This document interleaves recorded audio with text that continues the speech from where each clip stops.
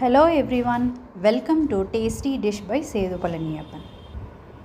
ரொம்ப super and டேஸ்டியான கோதுமை அல்வா எப்படி செய்யலான்றதை பார்க்கலாங்க.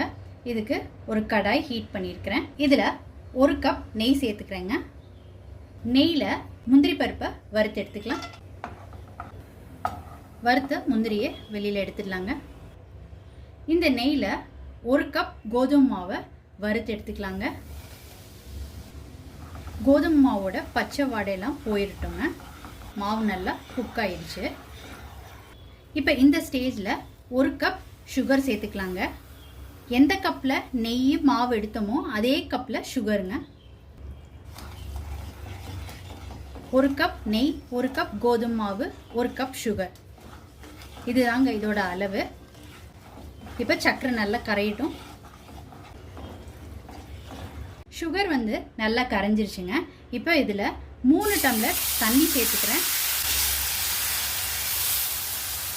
தண்ணி சேர்த்ததுக்கப்புறம் கட்டி இல்லாமல் கரைச்சி எடுத்துக்கோங்க.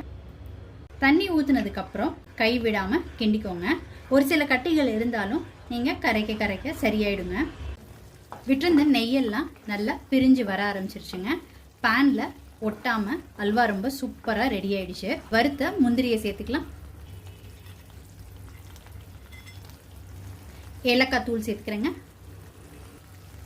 முந்திரி ஏலக்காய் சேர்த்ததுக்கப்புறம் நல்லா ஒன்று சேர்த்து கலந்து விட்டுக்கோங்க. இப்போ அடுப்புலேருந்து இறக்கிடலாங்க. அல்வா சூப்பராக ரெடி ஆயிடுச்சு. ரொம்ப சூப்பர் அண்ட் ஈஸியான, வாயில் வச்சோன்னே கரையிற மாதிரி ஒரு அருமையான கோதுமை ஹல்வா ரெடி பண்ணியாச்சுங்க.